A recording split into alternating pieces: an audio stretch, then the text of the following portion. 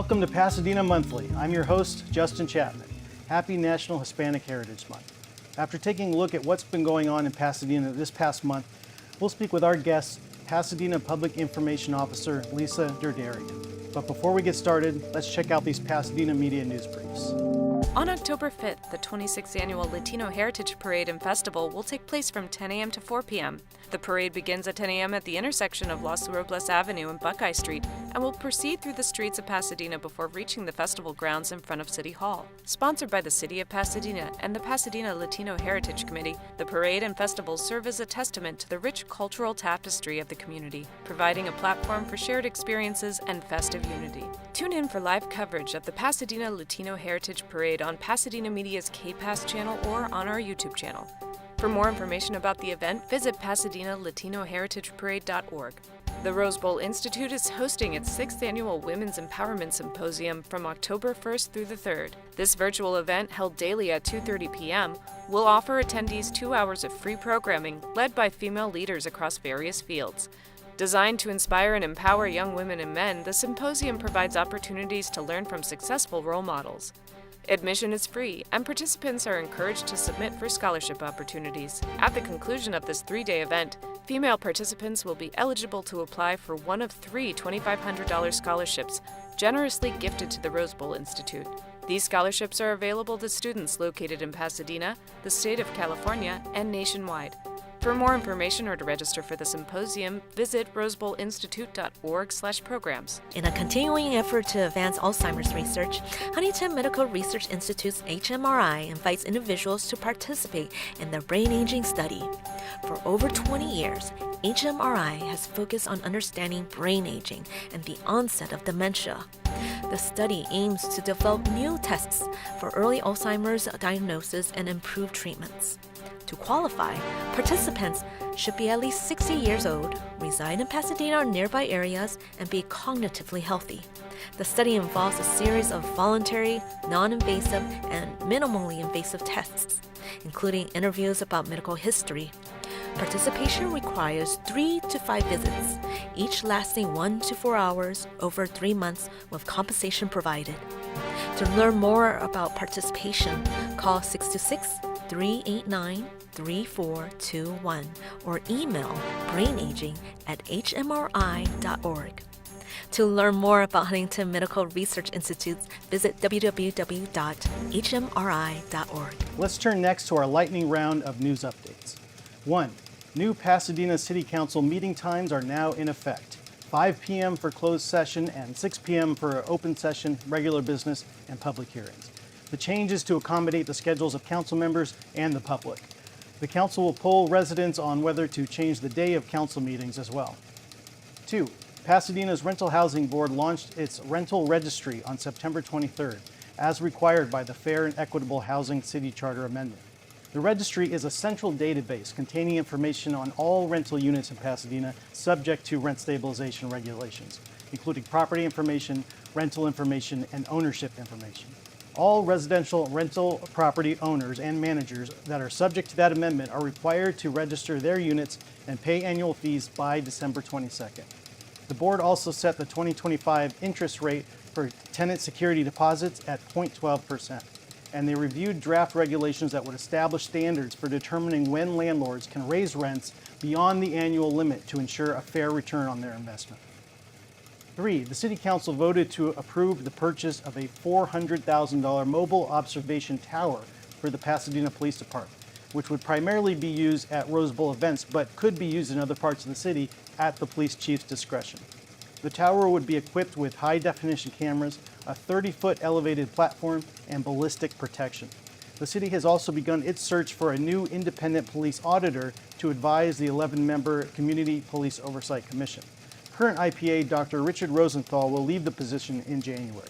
Police Chief Gene Harris recently agreed with 11 of Dr. Rosenthal's recommendations to reform the police department's handling of officer misconduct complaints, including reinstating a community police mediation program for certain personnel complaints starting in December. The Oversight Commission also invited the Pasadena Police Officers Association to discuss its concerns about hiring practices and oversight at the Commission's October meeting following a criticism of Commission members by union members. Also, the police and public health departments announced that shootings in Pasadena dropped by 82% in the first 6 months of 2024, due in part to a targeted gang violence intervention program. 4. This month, the Rose Bowl Aquatic Center helped right a historic wrong by dedicating and renaming its recreational pool after Dr. Edna Griffin, the first black woman physician in Pasadena, the first black member of the Pasadena Chamber of Commerce, and the first woman president of the Pasadena chapter of the NAACP. Dr. Griffin led the effort to desegregate Pasadena's municipal swimming pool, the Brookside Plunge, in the 1940s. It was a long overdue recognition. 5. The council delegated the authority to the Rose Bowl Operating Company Board for hosting additional displacement events at the Rose Bowl, which are events with 20,000 or more attendees. That proposal also temporarily increased the number of displacement events from 15 to up to 25 per year through 2023. The council also approved 4 major concerts and 3 soccer matches at the Rose Bowl for next year. 6. The city was awarded $2 million federal grant from Bipartisan Infrastructure Law's Reconnecting Communities pilot program to fund the development of a master plan and specific plan for the 710 stub area. As required, the city will match that with $2 million out of the $5 million Caltrans paid to the city when it relinquished the land. The master plan process is expected to take about 2 years, and the Pacific plan is expected to take about 1 year. The Reconnecting Communities 710 Advisory Group also discussed creating a 3D model depicting the neighborhood that existed before the construction of the 710 stub, and the consultants are continuing their work on the project. 7. The council approved purchasing 17 vacant houses from Caltrans for a total price of $976,140 plus closing costs. Properties will be sold in as-is condition, and the city must resell the properties within 2 years or use them for affordable housing if not sold. The city must use proceeds from resales to finance at least 3 affordable housing units for each property sold. 8. The council held a study session on homelessness policy this month in light of the recent U.S. Supreme Court decision in the Grants Pass v. Johnson case, allowing municipal bans on camping on public property, and California Governor Gavin Newsom's recent order regarding clearing encampments on state property. The session included extensive discussions of reports by the various relevant departments that work on this issue, including housing, public health, police, fire, city attorney's office, transportation, and more. Some ideas included increasing permanent supportive housing, expanding the city's homeless outreach teams, taking over policing for the city's 6 metro stations, and establishing specialized homeless courts that would divert unhoused individuals who receive citations or low-level charges into housing and supportive services rather than jail, among others. Various council committees will discuss different aspects of this issue going forward. 9. During the first reading this month of an ordinance that would have capped individual campaign contributions at $1,000 per person in council races and $2,500 in mayoral races, the ordinance failed to pass in a 4-4 vote after Councilmember Gene Lasuda, who voted in favor of the limits in July, decided to vote against it. He told Pasadena Now he, quote, just went with his gut. And 10. In very sad news, longtime editor of the Pasadena Weekly newspaper, Kevin Urich, passed away last month at age 65 following a number of health problems. Kevin was my dear friend and mentor of 20 years. He was an old school editor and newspaperman, but he was also one of a kind.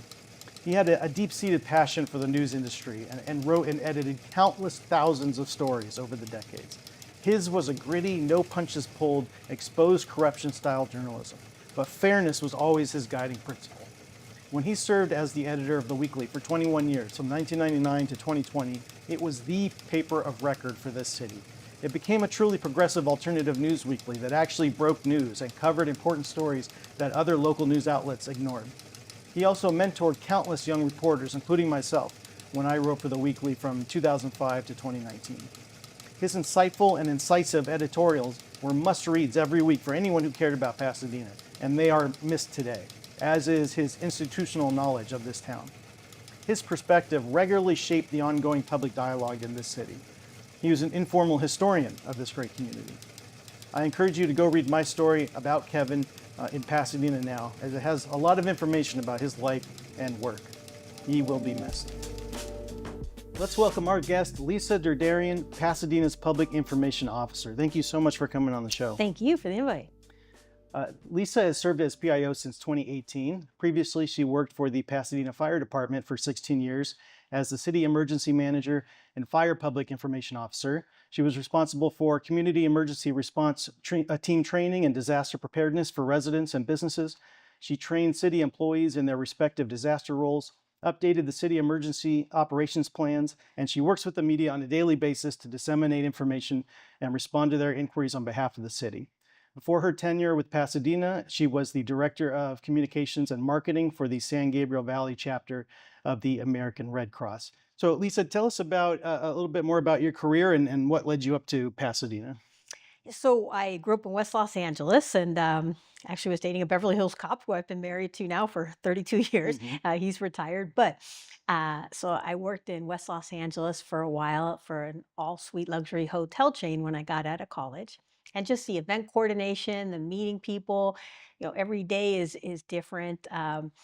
I really enjoyed that aspect of a career, and then left there after 4 years to work in entertainment public relations, which was pretty fascinating there. In some cases, it was almost like babysitting, but this goes back way to the Burt Reynolds, Lonnie Anderson. We handled their divorce. You say that now, most people are like, who? um, Jason Priestley from the show 90210, who was a big hit. So it was a lot of glamour when you're riding around in limos with them and you're going to nice events, but it was a lot of babysitting when you have to make travel arrangements and you get calls in the middle of the night if something happens and you got to come bail them out of something. And then my son was born 30 years ago today. Wow. And so I lived in Pasadena then and was very fortunate to get the job with the American Red Cross out of the beautiful Craven Estate, the mansion off of Madeline and Orange Grove, which is now a private home. But really enjoyed that. Networked a lot with the Pasadena Police and Fire Departments because we were in Pasadena, did a lot of events. And when the job opened up for, at that time, it was called Disaster Preparedness Coordinator. Cynthia Kurtz, the city manager at the time, implemented that title after Hurricane Katrina. So I was lucky to get that job and been here ever since. It's been many years where I look back now and I've learned so much. I've met so many great people, gone through everything from September 11th with the Red Cross to COVID with the city of Pasadena. So it's been a great career. And what is a public information officer? That's funny you asked that because I had a helmet with the fire department that said PIO, which is public information officer. My stepmom called me one day and said, "Is that your size, P10?" I'm like, no. So public information officer is getting information out to the public. But, I also want to emphasize it's also the internal audience because even that 5.4 earthquake we had a few weeks ago, City Hall had a pipe burst. Media attention, national media attention was focused on City Hall. So I was doing interviews for probably 3 hours straight. My point being, after 3 hours, I realized we didn't get information out to all of our 2,000 plus city employees to let them know what's going on. So it is public information, but it's also, letting our internal audience know, our community stakeholders know. So that's something I can improve on every day, just the communication aspect with so many people, especially Pasadena, that are your valuable and valued stakeholders. And what would you say is your philosophy, your approach to the job? Your approach seems to be more open, more accessible than, for example, the previous PIO. Yeah, no, I appreciate that. I like the networking aspect. I think it's so important to get to know somebody before an incident. I learned that at the fire department to where we'd have a major incident. You get out there and you're starting to introduce yourself, whereas there's every opportunity to meet prior to. So I like getting out, the networking aspect, communicating with the public. There's so many different demographics now between social media and the press releases. So I like engaging with the media too. We have a lot of press reporters, anchor people that live in Pasadena. I have some long established relationships, which is great. So much of that is just my personality is to get out there. I could never be, and with all due respect to anybody that sits behind a desk all day, I could never do that. Yeah. Yeah. And then what would your role as a PIO be during an emergency? So my job right away is to get information out on the emergency, but hopefully factual information, because often we get information out so quickly because we feel compelled to do that it's not right. So vetting through it, making sure we're getting it out, and thinking about the demographics. I mean, my mom is in West LA. She's 83. she'd be equivalent to the little old lady in Pasadena. She refuses to learn how to text. She doesn't do social media. She'll want to turn on the TV or the radio. That's how she'll get her news. So we have to learn to get information to the media. Post on social media, because the younger generation, they want instant gratification. They want to look on their phone and see exactly what's going on. Yeah. So we have to just take all that into consideration. Even the boots on the ground, when we have a large earthquake, communications are impacted. Boots on the ground, volunteers, city staff knocking on doors to let people know what's going on. And a situation like that is obviously fluid, and information is changing too. Correct. And should an emergency strike, what can the residents do to stay informed about what's going on, especially as you mentioned, if cell reception and electricity is knocked out? Yeah, we take it for granted now. I mean, we pick up our cell phones, but you go to a large scale event at the Rose Bowl and you can't get reception or data because there's so many people at one time. Around New Year's, especially parade, same situation. So it's important you have redundancy built in place. So, we had a ham radio group in Pasadena. Hopefully, we'll reestablish that if we cannot use communications. Having those conversations ahead of time where to meet during a disaster if you can't communicate. We have a lot of wildfire situations throughout Southern California where cell phone towers are actually burnt to the ground. So communications are out, or smoke can get in and affect or impact the cell system. So we have to have that redundancy in place. Even the old landline phones, I still have one. I did a presentation recently. Several people raised their hands. They still have them. So you can still use that old school way of communicating. We recently had a major heat wave. We had several earthquakes. What did the city do in those instances, and were there lessons learned that we can apply going forward? Or you mentioned we're always evolving and adapting to the new circumstances. And that's where I learned from my many years as emergency manager that you can't just put the information out there. Help the people. So if we know we're opening up a cooling center, then work with transportation on, can we get extra buses? We're very fortunate in our city to have the arts buses and ways to transport, especially the more senior population. So can we get transportation involved on how we're going to get them there? Can we work with Parks and Rec? They have existing programs for seniors. Can we contact them to let them know we have the cooling center? Get it to the media. Just think about the other departments. So Parks and Rec, we have transportation. We have obviously the PIO office to get the information out.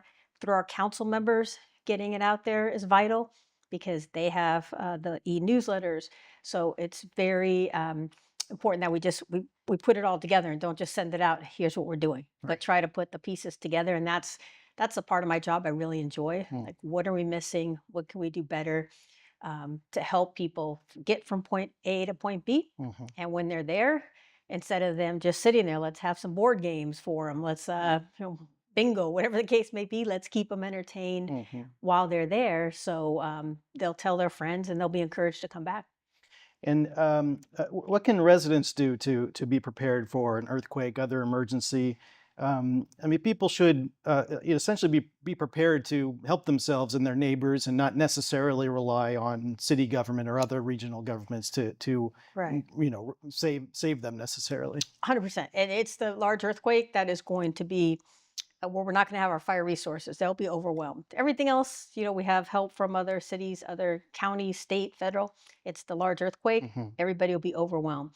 And I do presentations on preparedness. I'll bump into people at the market because I live in town, and they'll go down a different aisle because they're trying to avoid me because they don't have their kits together. So, people get complacent, but we've been reminded over the course of the last month, we've had several 5.0 or greater earthquakes. It's a reminder we need to be prepared. Not just ourselves, but look out for your neighbors. During COVID, it was don't talk to your neighbors, stay away. Nobody should communicate.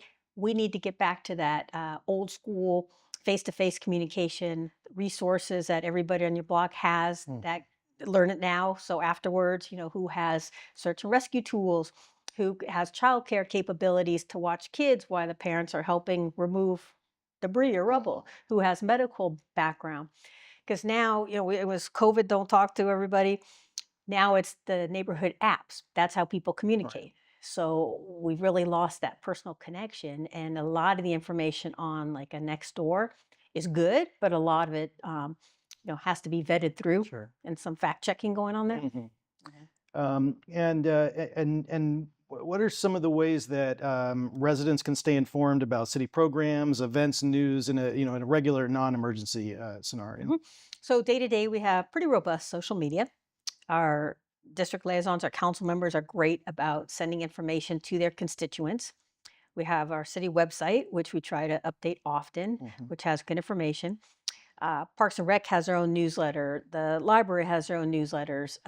Water and Power has theirs. So, first I thought let's bring it all under the public information office, but some people are just passionate and only want information on the library. So, we have several resources. But what I did implement is let's share in that Mhm. newsletter other information too. Right. We have Pasadena in Focus that comes out, I think it's every 2 to 3 months Mhm. based on event planning. So we just had one that was released today. That's now all electronically. We will send it in the mail if requested. But that has some great information today. It's about the measures so we can educate our public about that, our community, plus all the events coming up in the next 2 months. And folks can also sign up for like the city manager's weekly Right, city newsletter. That's manager's another newsletter, option. yes. So we have many ways of doing that. We have our local media because we'll do a press release. We send it to our local Yeah. media. Hopefully they put it out there. So we try to again meet those demographics. Yeah. The older population that maybe just wants to turn on or KPAS or Pasadena Media, and that's how they get their news, which is great because we do so much with them.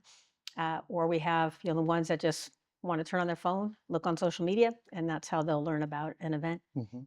Yeah, it seems like under you that there's been a lot more sharing and coordination of information and not centralized necessarily, but all the different departments on the same page and knowing what everyone else is doing. Yeah, no, I Yeah. appreciate that. That's a compliment I greatly appreciate. And we have monthly meetings with the designated public information officers from the respective departments.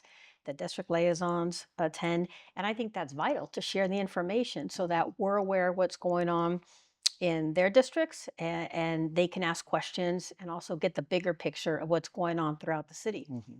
And it's again the good networking. So if something happens, pick up the phone and call. We already have that relationship, which is again so beneficial, especially in Pasadena. There's always something Yeah. happening, Oh yeah. or yeah, it's. I mean, especially with events going on. Mm. So it's so important that the communication is there 24/7. I mean, I get Yeah. calls on weekends, evenings from some council districts because constituents are upset about something, try to work through the best person in the city to contact for that. Yeah. Again, I enjoy that. I think because I live in town, I'm more passionate about trying to connect the dots and helping Mhm. people than if I didn't have that vested interest. Sure. And how is the evolving news media landscape, social media landscape, how has that changed a municipal communications officer's role and and how they communicate with the public and get the word out over the past 2 decades, but really in the past few years? Yeah, and I've been talking about being proactive about putting it out, but in the past, I've had to be reactive. We've had citizens out there.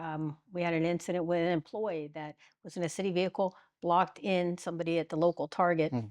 Several people took footage of that, started posting it, and then tagging media.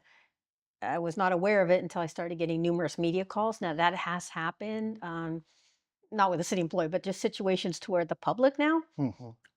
everybody has an iPhone or a phone, I should say, right now. They get footage, they post it, that can go viral, or they'll tag media. And I get calls often about something that's happened that I'm not aware of. It could be a tree down blocking a sidewalk, and people upset. Why didn't we put it out there Mhm. when we didn't know? But Right. everybody's a reporter now, so Yeah. you have to really. It's hard to keep up with it all. Mhm. But once we're aware of it, then I work with some great, city employees that will then give me the facts and we'll go and then clarify it on our city social media channels. Yeah, yeah. Residents, the public tend to assume the city is omniscient and knows everything Right, everywhere, but correct. unless we're not everywhere at all times, so Exactly. it's got to be a two-way communication between the Oh residents yeah, and the yeah. city. And we get the trolls, everyone gets Sure. the trolls. Our police department is amazing. I'm big fans of our police department. But we'll post something like a coffee with a cop and you get, people that post just some horrific Mm, things in some cases. mhm. So we try not to let that bother us. And if somebody is out there in their not nice in the way they're responding, or we'll clarify once if need be, and then we leave it alone because we Yep. don't want to get in that back and forth. Well, Lisa, thank you so much for taking the time coming on the show. you. I greatly really appreciate it. You're doing a good job. Thank you very much. Before we go, here's this month in Pasadena history. It was this month in 1924 when the Pasadena Historical Society, now the Pasadena Museum of History, was established. It began as an exhibition featuring a collection of photographs and other artifacts of the city's early founders that were displayed at a celebration of the 50th anniversary since the arrival of the original Indiana colony in 1874. The collection was housed in the Civic Auditorium, then the Public Library, and finally the Mansion and History Center buildings at Orange Grove and Walnut that feature galleries, archives, and a lot more. Thank you all so much for joining me for this episode of Pasadena Monthly. Tune in every fourth Friday of the month at 5 p.m. Learn more at pasadenamedia.org and justindouglaschapman.com. Drop me a line at jchapman@cityofpasadena.net. We'll see you next time.